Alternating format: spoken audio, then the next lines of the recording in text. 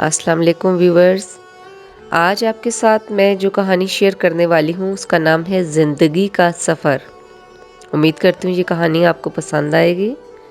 آپ سے ریکویسٹ ہے اس چینل کو لائک، شیئر اور سبسکرائب کریں۔ تو شروع کرتے ہیں اپنی کہانی زندگی کا سفر۔ بڑی سی حویلی کے کشادہ سے صحن کے ایک طرف بڑے بھائی سہیل صاحب اور اس کی دوسری جانب اقرار صاحب کا پورشن تھا۔ دونوں سیٹ آمنے سامنے کو بنے ہوئے تھے اور بیچوں بیچ اینٹوں کا صحن اور اس میں لگی جا بجا کیاریاں تھیں، کوئی مالٹے کی تو کوئی بادام کی، کوئی پھولوں کی تو کوئی پھلوں کی، جو گھر کی رونق میں اضافہ کر رہی تھیں۔ گھر کے درمیان میں بنائی گول بڑی سی کیاریاں جس کے چاروں طرف بہت خوبصورت پودے لگے ہوئے تھے۔ بڑی بھابھی صحن میں مشین لگائے کپڑے دھو رہی تھیں اور چھوٹی بھابھی بھی کوئی کپڑے سلائی کرنے میں لگی ہوئی تھیں کہ اتنے میں فون کی گھنٹی بجی۔ بڑی بھابھی کپڑے کو وہیں چھوڑ کر کمرے کی جانب چلی گئیں اور فون ریسیو کیا تو بڑی گھبراہٹ اور پریشانی کے عالم میں بھاگی بھاگی تیز قدموں کے ساتھ چھوٹی بھابھی کی طرف گئیں۔ ناہید انہیں اس طرح آتا دیکھ کر مشین چھوڑ کر اٹھی اور پوچھا، بھابھی جی کیا ہوا؟ خیر تو ہے؟ یاسر بھائی فوت ہو گئے، لاہور سے اطلاع آئی ہے۔ ان کے بھتیجے کا فون تھا۔ تم جلدی جلدی کام سمیٹو، میں خالہ ریشمہ کو بتاتی ہوں، وہ سب رشتہ داروں کو اطلاع دے آئیں۔ ادھر تمہارے بھائی کو فون بھی کرتی ہوں، جلدی آ جائیں۔ عبداللہ بھائی ان کی نند کے خاوند بھی تھے اور ان کے شوہر کے خالہ زاد بھی۔ وہ بہت اچھے انسان تھے، زندہ دل اور بہت محبت اور عزت کرنے والے انسان تھے، لیکن شوگر کی بیماری نے انہیں یہ مہلت نہ دی کہ اپنے بچوں کی خوشیاں دیکھتے۔ سب دکھ محسوس کر رہے تھے اور یہاں سے لاہور کا سفر بھی 6 گھنٹے کا تھا۔ بھابیاں، بھائی، بہنیں سب بے چین تھے کہ جلد از جلد وہاں پہنچیں اور باجی اور بچوں کو اس دکھ میں جا کر سنبھال لیں۔ سب سفر پر روانہ ہو گئے۔ سفر تھا کہ ختم ہونے کا نام ہی نہ لے رہا تھا۔ میں رستے میں یہی سوچ رہی تھی کہ کچھ وقت پہلے جب ہم ان کی عیادت کے لیے گئے تھے تو بیماری کے باوجود بھی انہیں آئے مہمانوں کی فکر تھی کہ ہماری خاطر میں کچھ کمی نہ رہ جائے۔ اس وقت چھوٹا ہارون بھی 6 ماہ کا تھا، جو اللہ نے بہت عرصے کے بعد انہیں دیا تھا۔ سب بہن بھائیوں میں چھوٹا تھا اور چاند کا ٹکڑا لگا کرتا تھا۔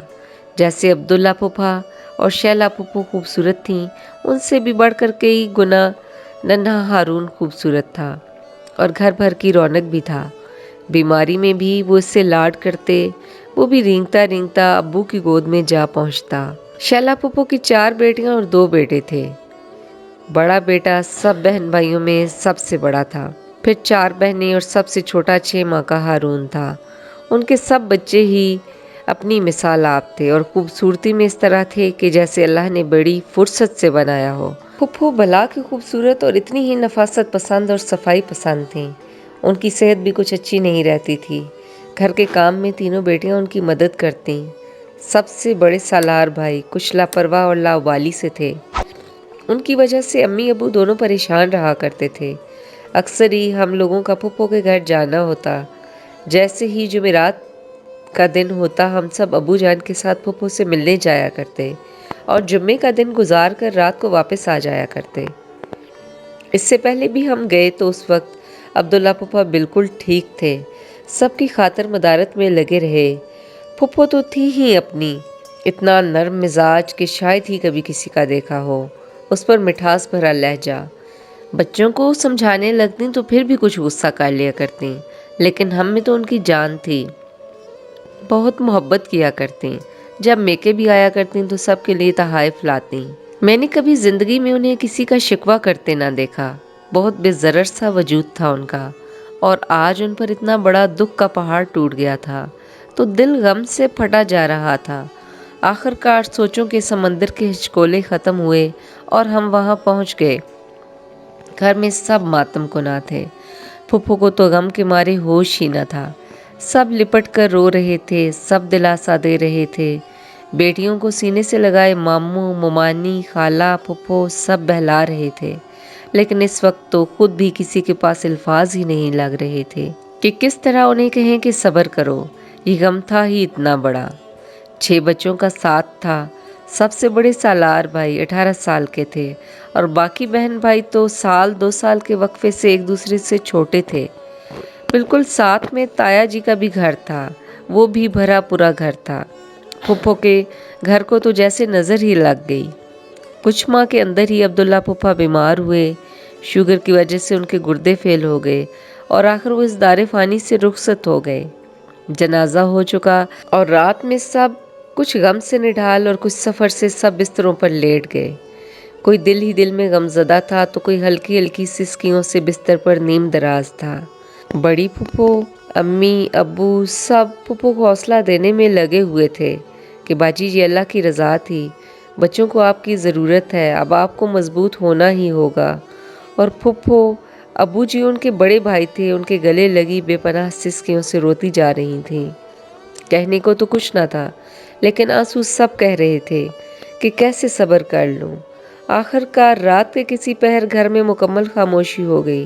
ننھا ہارون بھی سو گیا۔ بستر پر لیٹے مجھے یوں لگ رہا تھا کہ یہ ایک بھیانک خواب تھا۔ ابھی صبح ہوگی تو پہلے جیسی گہما گہمی ہو جائے گی۔ پچھلے سال بھی ہم جب آئے تو پھپھا جی نے خوب گھمایا پھرایا۔ زندگی میں پہلی بار انہوں نے سب کو میلہ دکھایا، پھر موت کا کنواں جسے دیکھ کر ہم سب بچے ڈر بھی رہے تھے اور لطف بھی اٹھا رہے تھے۔ پھر پھپھا جی نے سب کو چڑیا گھر دکھایا اور آخر کار اپنی شاپ پر لے گئے اور وہاں سے سب بچوں کو تحائف دیے۔ اگلے روز سب کو مینار پاکستان اور بادشاہی مسجد کی سیر کروائی۔ پھپھو سے عمر میں 10 سال بڑے تھے تو انہوں نے پھپھو سے محبت اور ان کی حفاظت بھی ایسے ہی کی۔ دونوں میں بہت محبت اور وابستگی تھی، آج اسی لیے تو وہ ٹوٹ گئی تھیں۔ بس سوئم تک سب وہاں رکے اور پھر کچھ کو مجبوریوں کی بنا پر واپس آنا پڑا۔ چھوٹے چچا، چچی اور بڑی پھپھو نے کچھ دن اور رکنے کا فیصلہ کیا۔ باقی سب بوجھل دل کے ساتھ واپس آ گئے۔ بس دن گزرتے رہے اور آخر کار 40ویں کے بعد سب اپنے اپنے گھر جانے کو تیار تھے۔ اب شہلا کا دل بیٹھا جا رہا تھا کہ سب کے جانے کے بعد گھر اور بچوں کو کیسے سنبھالوں گی۔ بڑے ماموں سالار کو بٹھا کر سمجھا رہے تھے کہ اب تم گھر میں بڑے ہو، امی اور بہنوں کا خیال رکھنا۔ کچھ لاوالی طبیعت اور کچھ عمر کا تقاضا کہ اسے زندگی کے اتنے بڑے نقصان ہو جانے کا اندازہ نہیں ہوا تھا۔ ماموں کی ہاں میں ہاں بھر دی، سب اپنے گھروں کو چلے گئے۔ 6 بچوں کے ہوتے ہوئے بھی گھر ویران لگ رہا تھا۔ بس زندگی روٹین پر آ ہی گئی، سب سکول جانے لگے اور سالار ابو کی دکان پر، لیکن دوستوں نے اس کی دکان کا کام چلنے نہ دیا اور دکان کی صورتحال بدتر ہونے لگی۔ شہلا کے دونوں بھائی ہر ماہ کچھ رقم بھیجا کرتے، لیکن گھر کے 7 افراد کا گزارا چلنا مشکل ہو رہا تھا۔ عبداللہ نے تو شہلا کو زندگی کے سرد گرم موسم کا کبھی پتہ ہی نہ چلنے دیا تھا اور آج وہ بے صاحبان سی لگتی تھی۔ بڑے جیٹھ بھی خیال کرتے اور کچھ مالی امداد کر دیا کرتے۔ زندگی میں کبھی ایسا وقت دیکھا نہیں تھا جو کہ نظروں کے ساتھ اس رقم کو وصول کر لیا کرتی۔ بس وقت گزر رہا تھا، سب بچے باپ کے وجود کے سائے میں بے پناہ لاڈ سے پلے تھے۔ آج اس دور سے گزرنے میں بہت مشکل ہو رہی تھی۔ کبھی کسی کے اسکول کی فیس لیٹ ہو جاتی تو کبھی کسی کے پاس پہننے کو کپڑے نہیں اور کبھی گھر میں کھانے کا ساز و سامان بھی پورا نہیں۔ عبداللہ نے ہمیشہ بچوں کو کسی چیز کی کمی نہ آنے دی تھی، لیکن اس کے دنیا سے رخصت ہونے کے بعد ان کے پاس کوئی جمع پونجی نہیں تھی سوائے ایک چھوٹے سے مکان کے۔ جو رقم کچھ تھی وہ اس کے علاج میں خرچ ہو چکی تھی۔ بچوں کی نظریں ہر وقت بابا کو اور شہلا کی نظریں اپنی زندگی کے ہمسفر کو ڈھونڈتی رہتی تھیں۔ وہ بیچ راہ کے چھوڑ کر اپنے ابدی ٹھکانے پر جا بسا تھا۔ لمحہ لمحہ مشکل لگ رہا تھا۔ وہ دسترخوان جہاں طرح طرح کے لوازمات سجا کرتے تھے، اب سب کے تعاون سے بامشکل سادہ سا کھانا کھانے کو مل جاتا تھا۔ بڑے جیٹھ کا گھر بھی بالکل ساتھ تھا، وہ بھی دست شفقت رکھنے اکثر ہی چکر لگاتے، جہاں تک ہو سکتا مالی امداد بھی کرتے، لیکن ضرورتیں ہی بامشکل پوری ہوتی۔ زندگی کے اس سفر کی مشکلات سے شہلا صبر کے ساتھ مقابلہ کر رہی تھی۔ سالار کے علاوہ سب بچے سمجھدار تھے اور حالات سے سمجھوتا کرنے کی کوشش کر رہے تھے۔ 7-8 ماہ بعد بڑی باجی اور ان کے خاوند خبر لینے کو آ گئے شہلا کو بڑے بہنوئی کی نظریں شروع سے ہی کچھ اچھی نہیں لگتی تھیں، لیکن ان کا پہلے آنا اسے خوفزدہ کبھی نہیں کرتا تھا، کیونکہ ایک تناور درخت کی طرح وہ عبداللہ کے سائے کی چھاؤں میں تھی، جس کے ہوتے ہوئے کوئی اسے اور اس کے بچوں کو گزند نہیں پہنچا سکتا تھا۔ شام میں باجی کو بازار سے کچھ چیزیں لینی تھیں۔ ان کے اصرار پر مجبوراً شہلا جانے کو تیار ہو گئی۔ سالار اپنی دکان پر تھا، باقی سب بچے گھر پر تھے، سب اپنے اپنے سکول کا کام کر رہے تھے۔ ہیر کچن میں کھانا بنا رہی تھی، اسما بھی اس کی مدد کر رہی تھی۔ چھوٹے ہارون کو شہلا اپنے ساتھ ہی لے گئی۔ بسمہ اور کشف، جو اس وقت چھٹی اور 7ویں کلاس کی طالبہ تھیں، وہ بھی اپنے اپنے اسکول کے کام میں مصروف تھے۔ بڑے خالو بھی انہی کے کمرے میں آ کر برا جمع ہو گئے۔ بچوں سے بے تکے سوالات کرنے لگے۔ بچوں کو ان کی باتوں سے الجھن آ رہی تھی۔ اسی دوران خالو نے بسمہ سے کہا، بیٹا پانی کا گلاس تو لا دو۔ وہ کچن سے پانی لے آئی اور گلاس خالو کے سامنے کر دیا۔ ایک ہاتھ میں گلاس اور دوسرے ہاتھ میں بسمہ کا ہاتھ پکڑ کر انہوں نے اسے پاس بٹھا لیا۔ یہاں بیٹھ جاؤ بیٹا، وہ جھجک محسوس کرنے لگی۔ بابا کے علاوہ کبھی وہ اس طرح کبھی کسی کے اتنے قریب نہیں بیٹھی تھی۔ اس نے ہاتھ چھڑوا کر دور جانے کی کوشش کی، لیکن ان کی مضبوط گرفت اور بھوکی نظروں سے پیچھا نہ چھڑا پا رہی تھی۔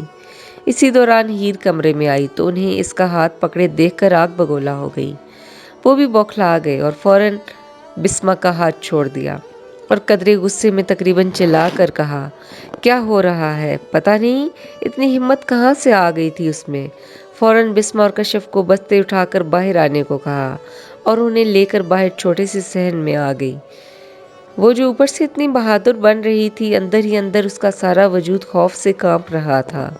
دل ہی دل میں دعائیں کر رہی تھی کہ امی جلدی آ جائیں۔ بڑے خالو کو بھی اپنی غلطی کا اندازہ ہو چکا تھا، اسی لیے بھیگی بلی بنے وہ گلی کی طرف نکل گئے۔ ہیر نے بھاگ کر اندر سے گیٹ کی کنڈی چڑھا لی۔ شام میں جب امی اور خالہ واپس آئے تو پھر کچھ دیر بعد سالار اور خالو بھی اکٹھے ہی گھر آ گئے۔ وہ شاید سالار کی طرف ہی چلے گئے تھے۔ ہیر نے بسمہ، کشف اور اسما کو بھی سمجھایا کہ ابھی امی سے کچھ نہ کہیں۔ اگلے دن صبح ہی خالو نے خالہ کو واپس چلنے کو کہا۔ سب نے شکر کیا کہ جان چھوٹی۔ صبح سب جب اسکول چلے گئے، صرف ہیر ہی گھر پر تھی، کیونکہ اس کے پیپر نزدیک تھے تو وہ گھر پر ہی تیاری کر رہی تھی۔ اس نے ساری بات امی کو بتائی اور ساتھ ہی دل بھر آنے پر رونے لگی۔ امی، ابو ہمیں کیوں چھوڑ کے چلے گئے؟ ہم اکیلے ہو گئے ہیں۔ ابو ہم سب کو اپنے ساتھ لے جاتے، مگر اس بے رحم معاشرے کے سامنے نہ چھوڑ کے جاتے۔ شہلا ایک بار تو خوف سے کانپ گئی، لیکن دوسرے ہی لمحے خود کو سنبھالا اور ہیر سے کہا، بیٹا ہم اکیلے نہیں ہیں، ہمارا اللہ ہمارے ساتھ ہے، آپ کے بابا کی دعائیں آپ کے ساتھ ہیں، بس اب فکر نہیں کرو، آئندہ ایسا کچھ نہیں ہوگا۔ میں باجی کو سختی سے منع کر دوں گی کہ آئندہ ہماری طرف بھائی جان کو ہرگز نہ لے کر آئیں۔